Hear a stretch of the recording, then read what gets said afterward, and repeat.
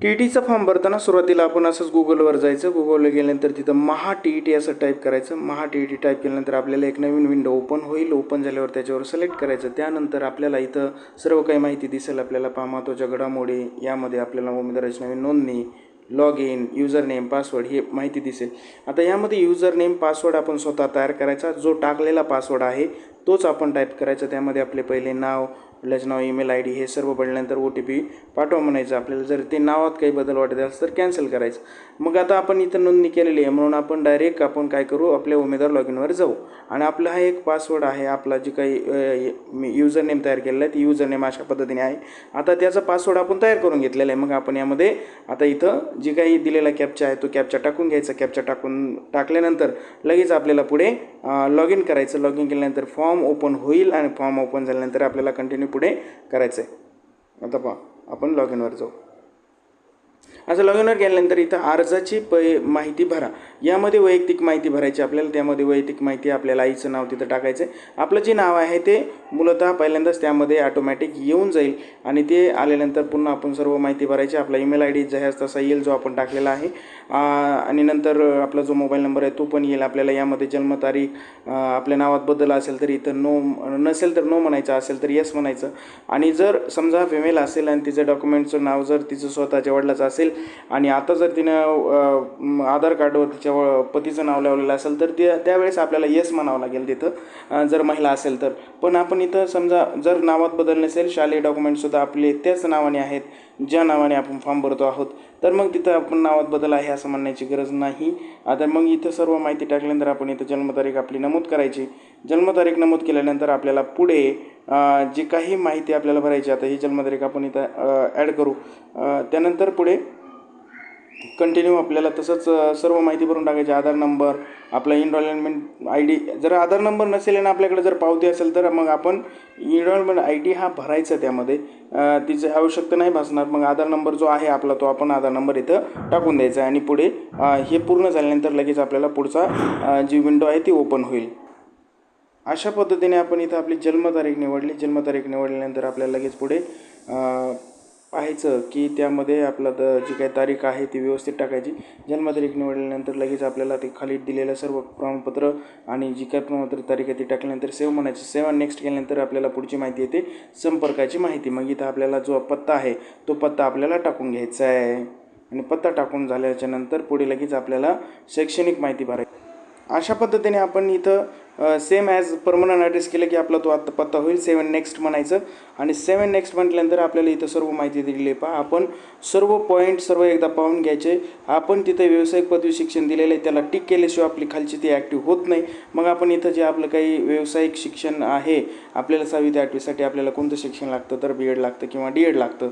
त्यामध्ये मग इथं आपल्याला प्रमाणपत्र क्रमांक 10वी 12वी याची सर्व माहिती भरायची आणि ही माहिती आपण आता इथं भरून घेऊया. आणि माहिती भरायची झाल्यानंतर लगेच आपल्याला सेव्ह अँड नेक्स्ट म्हणायचं. आता आपण ही सर्व माहिती भरल्याच्या नंतर इथे आपल्याला मिळालेले गुण जे आहे ते आपण टाकून द्यायचे. टक्केवारी, जो ग्रेड आहे ते टाकून द्यायचा, जो क्रमांक आहे ते टाकून द्यायचा. त्यानंतर आपल्याला हे सर्व व्यवस्थित भरलं आहे का तसं पुन्हा एकदा पाहायचं. त्यानंतर आपले व्यावसायिक शिक्षण पात्रता जी पुढची आहे ती टाकून द्यायची. त्यामध्ये आपले तारीख वगैरेचे सर्व व्यवस्थित निवडायच्या नंतर मिळालेले गुण, एकूण गुण आणि टक्केवारी आणि जो ग्रेड आहे तो टाकून द्यायचा. प्रमाणपत्र क्रमांक टाकायचा.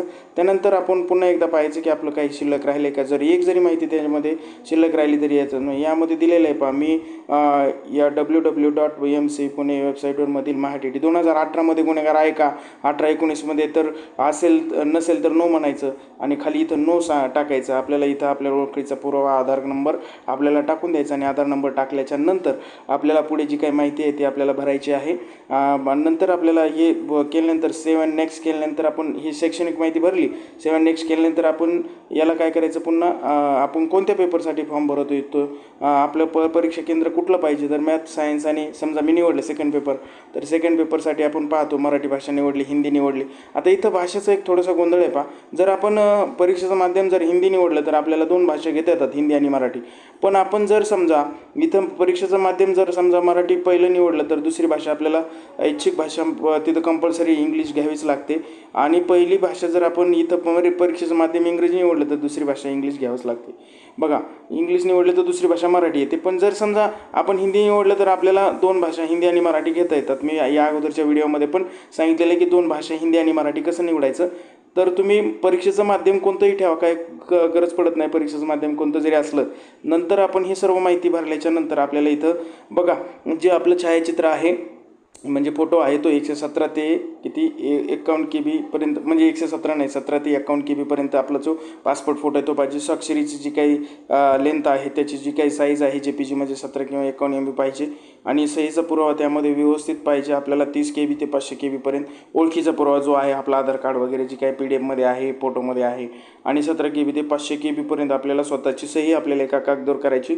आणि ते तर सर्व अपलोड केल्याच्या नंतर मग तो खाली जे पत्र आहे ते व्यवस्थित पाहायचं. जर आता हे सर्व भरत असताना लक्षात घ्यायचं मागे आपण सर्व माहिती व्यवस्थित भरली का, सर्व गोष्टी व्यवस्थित भरल्या का, वैयक्तिक माहिती, संपर्कासाठी माहिती आपल्याला मागे पण जाता येतं. पण आपण इथून पुढे गेल्यानंतर 7 नेक्स्ट केल्यानंतर जेव्हा आपण फायनल सबमिट करणार आहे जिथं आपल्याला सांगितलेलं आहे. आता इथं आपल्याला आपण पुढे गेलो तर आपल्याला छायाचित्र अपलोड नाही म्हणून सांगतंय, हेच दस्तावेज अपलोड करा म्हणून सांगतंय. मग हे दस्तावेज अपलोड केला तरच आपल्याला पुढे जाता येईल, असं अन्यथा जाता येणार नाही. मग आता एक सर्वात महत्त्वाची गोष्ट म्हणजे काय की याच्यानंतर दोन टॅब आहेत फक्त. यामध्ये हा दस्तावेज आपण अपलोड केला की आपल्याला लगेच पुढे येणार फॉर्म प्रिव्ह्यू येणार. फॉर्म प्रिव्ह्यू आला की तो त्यामध्ये पुन्हा एकदा मागणार तुम्ही व्यवस्थित पहा यामध्ये तुमची काही चूक आहे का, जर बदल असेल तर पुन्हा दुरुस्त करायला जा. मग दुरुस्त करून आपण पुन्हा इथपर्यंत येऊ शकतो डायरेक्ट. मग अशा पद्धतीने हे सर्व माहिती भरल्याच्या नंतर मग आपल्याला शेवटचा टप्पा येणार प्रिंट. आता याच्यानंतरचा जो टप्पा आहे फीसचा टप्पा आहे. मग हे डॉक्युमेंट्स केल्यानंतर तुम्हाला फीस भरायची.